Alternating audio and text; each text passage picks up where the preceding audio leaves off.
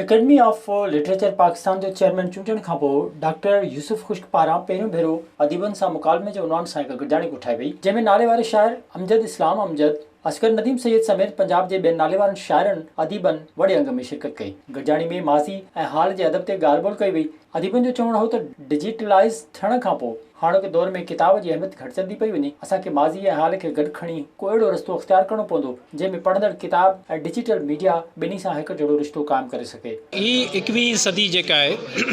उहा modern technology जी सदी आहे ऐं इन में तेज़ी सां शयूं डिजिटलाइज़ेशन जी तरफ़ वञनि पियूं। अव्हांखे इन कोरोना जी जेका सूरत हाल आहे उन में असां सभिनी खे इहो अहसासु ॾियारियो त फ़ासिला सुकिड़िजी विया आहिनि ऐं उन में असां पंहिंजे टेक्नोलॉजी जे वसाइल जे ज़रिए घटि ख़र्च ते तमामु सुठे मवाद खे ऐं सुठनि माण्हुनि खे हिक ॿिए सां मिलाए करे क़ौमी ऐं बैन अल-अक़वामी धारे में उनखे शामिलु करे सघूं था। सो मुंहिंजो इहो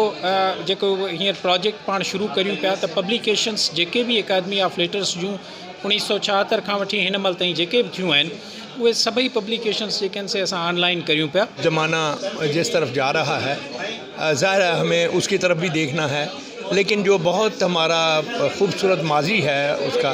उसको भी हमने साथ लेके चलना है। तो मेरे ख़्याल में इन दोनों के दरमियान अगर कोई तवाज़ुन पैदा करने की कोशिश की जाए, जैसा कि आज आपने देखा गुफ्तगू में मुख्तलिफ़ तजावीज़ ऐसी थी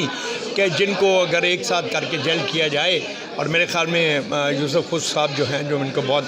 जानता हूँ उनकी तंज़ीमी सलाहियतों को भी, तो मैं बहुत उम्मीद करता हूँ कि इंशाअल्लाह ये महफ़िल जो है ये फ्रूटफुल भी होगी और इससे नताइज बहुत अच्छे हमें बहुत जल्द देखने को मिले। इन वक़्त डॉक्टर यूसुफ खुश्क पारां पंजाब जे अदीबनि खे संदन मसइलनि जी हल बाबति ख़ातिरी कराई वई ऐं उन जा मसइला फ़ौरी तौर ते हल करण लाइ पंहिंजे सहकार जो यकीन ॾियारियो वियो। विज़िट कयो अवामी आवाज़ मीडिया ग्रुप जी वेबसाइट awamiawaz.pk